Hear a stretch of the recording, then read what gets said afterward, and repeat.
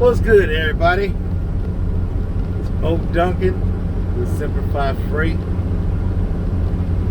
Getting to the money again. It's about 8 in the morning, November 7th, 2022. Just riding down the turnpike in Ohio, going to pick up a load.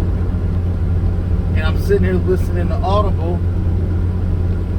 And I'm listening to these books, and I'm listening and thinking, man, I ain't seen nothing really on Audible that helped me get this trucking company off the ground. Everything I saw, not everything, but a lot of videos I saw on YouTube was really just a bunch of people trying to sell some packages, some get rich quick packages. Hey, how to get your stuff going, or they will complete your FMCSA packet and all that other kind of stuff. You don't need that. You don't need that. They say the game is to be sold but not told, but I don't believe it. Too many people say they want to see people make a come up, and then they want to sell the game and shit. And this is just too easy, too much work out here for people to be sitting up trying to get rich on it and not trying to help people get in the game. It ain't like 20 people can look at this video and can start getting loads, and it ain't like it's going to take money out of my pocket. So why am I tripping? I'm not. The point of this video is going to be really give you some insight on getting into this transportation game. I left a managerial position in a government agency, about 70 grand a year, just this past February. Everybody got their own reasons why they want to do stuff. I just got tired of the shit that I was doing. That was it. I wanted to be my own boss. I wanted to get into something. Got a background in shit, everything from construction, roofing, did some factory work, Marine Corps, Simplified, window production, security, physical security, unarmed, OPATA certified. I've done it all. So this transportation, though, was the one business I knew I could get into without a prerequisite. Unlike plumbing or roofing, I didn't need to get some state certification and get into the business. I was able to buy a truck, look at some videos, and learn about acronyms that I had no prior knowledge of. BOLs, rate cons, scale, weight, all kinds of little weird shit. Self-taught, bought a truck, jumped in the game. Your most important thing is going to be to make sure you know I would say the legal side of this. Making sure you have crossed all T's and dotted all I's with respect to meeting FMCSA requirements.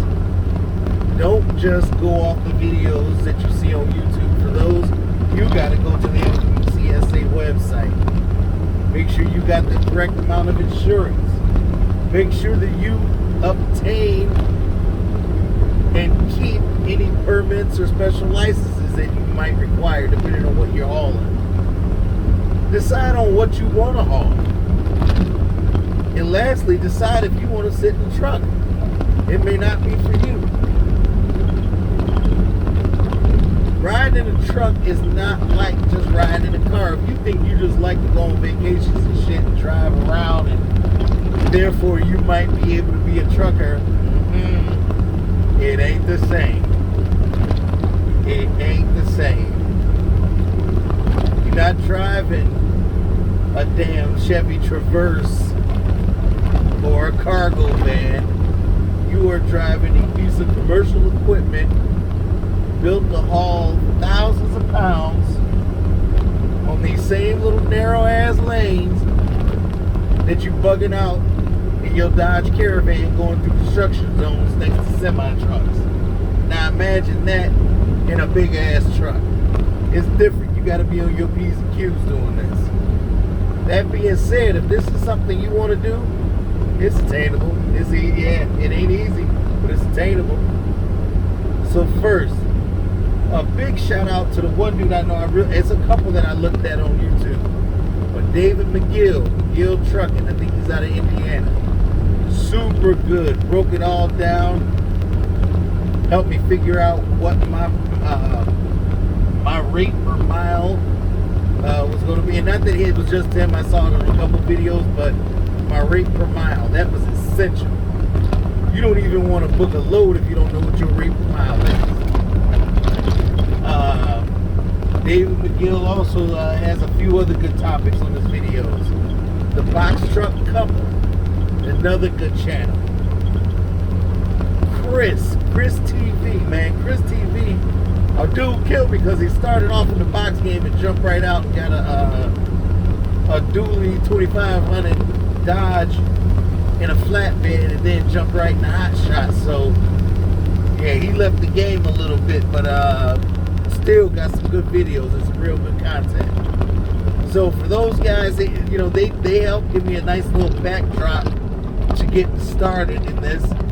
And then after watching those videos, I checked out the FMCSA website and did a little more research. When you decide that this is what you want to do, and whether or not you want to get a CDL license too, because that's going to be huge right now, or at least when I bought my truck back in April, CDL box trucks were less expensive than the non-CDL box truck. It's supply and demand. A whole bunch of us trying to get into this business without getting our CDLs can only drive the trucks that are 26,000 pounds and lighter. Those trucks were in high demand and they were going like crazy expensive. You could have found a dual axle box truck, 26 foot. There's a speed trap ahead. Way cheaper. I know you heard that. In fact, I gotta up my navigation now and I'm thinking about it because this Google navigation just ain't like a commercial navigation that I have. Know your damn box truck height too. Don't be one of these goofballs getting stuck under bridges and shit or causing traffic delays because you don't know the height of your truck. Stick to state routes and highways as much as possible. But again, so going back to this whole trucking thing and getting into business. My route was different than a few other folks' routes, and it'll probably be different from yours. I got into it by initially starting off last August was forming my LLC. In the state of Ohio, you can do that online at the Secretary of State's website. And you start your LLC, $99 I believe is what I paid. And then, after forming my LLC, I filed for a DBA or fictitious excuse me, a DBA or fictitious name. In Ohio, it goes by either or. Doing business as or a fictitious name. $25 filing fee. So my legal entity name is Duncan Development Group, LLC. My DBA or my doing business as, the name of the company is Simplify Freight. After forming my LLC and filing for my fictitious name back in August, I then just started checking the prices of trucks. Didn't know if I wanted to rent a truck or wanted to purchase a truck. Truck rentals at that time were probably in the ballpark of $750 to $800 per week plus mileage. That's disgusting. Way too damn high. And then a lot of these companies either A, didn't have any trucks available, or B, wanted you to stay local. I didn't want to have a cap on how much bread I could make, so I started looking into the purchase price of a vehicle. Ended up finding the truck months later down in Canton, Ohio. But before I found my truck, the one thing I did research and find out was a lot of brokers do not want to work with companies that do not have a seasoned authority. A seasoned authority is months in the business. They want to see that you have been established for a while before they let you run loads for them. Understandable, I get it. Well, the way to buck the system, go ahead and start paying some insurance on the vehicle early. Now that's pretty cool. That's a big ass haul. You can see the coolest shit out here on the roads, man. But yeah, so seasoned authority. Don't do what I do. I'm just telling you what I did, because I needed to make it work for me. I went ahead and got a VIN number for a box truck online, called up an insurance company, got my insurance established. I made a couple of payments on a vehicle that wasn't even in my possession just to get my FMCSA authority started. No, I didn't. I heard somebody did that. I heard somebody did that. So I'm telling you what they did. And then they went for a couple months just because they had some money to go ahead and float those couple of insurance payments.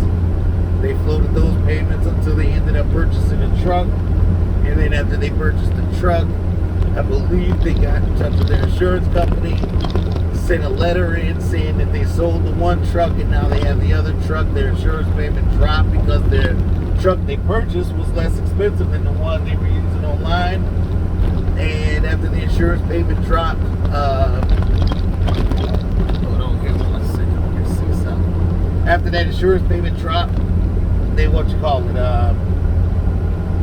they switched it over. Now they had a vehicle and was ready to roll with their own vehicle. Insurance, authority, you'll hear the term BOC3. I don't know what the acronym stands for, but at the end of the day, a BOC3 means you are paying about $30 to a processing agent. So if you get a ticket or have any other legal affairs in another state outside of your home residence, what you do then is have that BOC3, not you don't do it, but by you paying that $30 for the BOC3, whatever state that legal issue arises in, an agent of the company that you hired will ensure that you get all of the paperwork necessary to handle whatever issue it is out of state. It is a way for out-of-state authorities to get in touch with you in your home state.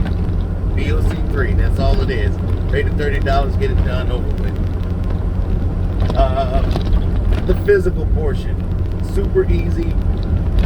It's got to be 100,000 DOT physical doctor or doctors that'll give DOT physical doctor.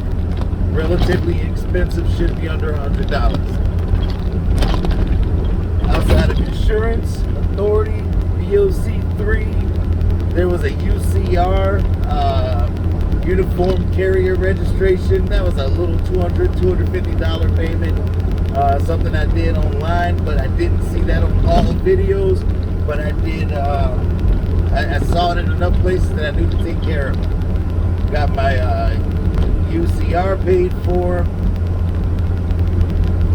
With my truck, it took a few bucks to get my truck up and going and running correctly. So with that being said, once I got my truck up and running, I took it into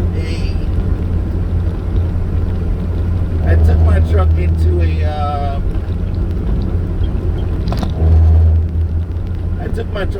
I just went around some construction. I took my truck into a shop here in Cleveland so they could do the inspection on it, so I could get my inspection sticker. I had a small list of violations, which I assumed I would have. Couldn't find just one good company to fix all of my defects or deficiencies, so shopped it around and had a few different places fix stuff. do your work. I mean, there's nothing that's really gonna tell you whether or not a mechanic is good or not, or reputable or not. So it's either gonna be word of mouth by knowing other truckers or other folks in the trucking industry, or just making calls, having small work done, and seeing if you like how they perform that work. But check up on them though. I don't know if you want to be the type of person to say, hey, if it's something lightweight major, give you the old parts so you can dispose of them, or you just want to see them. I did pay for a new oil pan on my F650. The company that did the oil pan also did some other work for me. So I assumed after I paid them that my oil pan was done, and took the truck home and parked it. Next day my wife said that the truck was leaking oil. I thought she was tripping. Like, ain't no way. I just paid over $400 for a new oil pan and the second oil change. Went and looked under the damn truck, and sure as shit, it was the same oil pan. Took it back up there. They got the new oil pan put on, but that was a lesson learned, because it wouldn't have done me a damn bit of good to be out in western Ohio or the middle of Pennsylvania with oil, leaking through a rusted oil pan, and these folks saying that they'll fix it once I get it towed all the way to them back in Twinsburg. So yeah, just be careful and check up on them after the work they did. Now, I also had new kingpins put on the front of my truck. I don't know what the hell a kingpin is, so I don't know what to look for. What I did notice though was when I lifted the hood, I saw a whole lot of new shit under there that wasn't there before, so I'm assuming we in the good. Next, after truck repair, fuel cards. Fuel cards. I don't know how to do it. I'll see if I can put a link in here, but the first company to contact me was Pilot Flying J with their Axle card. It has been a game changer. With that card, I really only want to stop at fuel or at Pilot Flying J's. That's just my preference. Use the card, keep cash in hand for those emergencies. When I'm out on the road and I'm not near a pilot. But the fuel cards are huge. I did just check with my factoring company, and I'm going to see if I can get a link in here. I don't know how to do that stuff yet. I'll holler at my boys on that, but I'll put a link in for the company I went with for fuel, Pilot Flying J, my factoring company, RTS, and my ELD company. So, yeah, fuel. You definitely want to look into getting a fuel card. I did just mention ELDs, your electronic logging device. Absolutely mandatory for all truckers. Don't think you're about to get in there and not have it.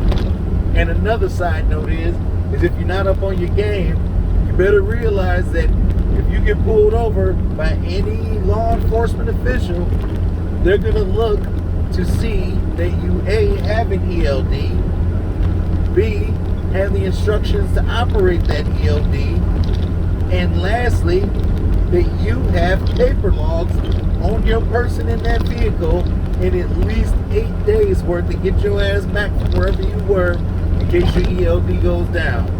You better go on Amazon and get that damn book, or you better go to one of these travel centers and go in there and get you a paper log with some carbon copies so that you always have it on you.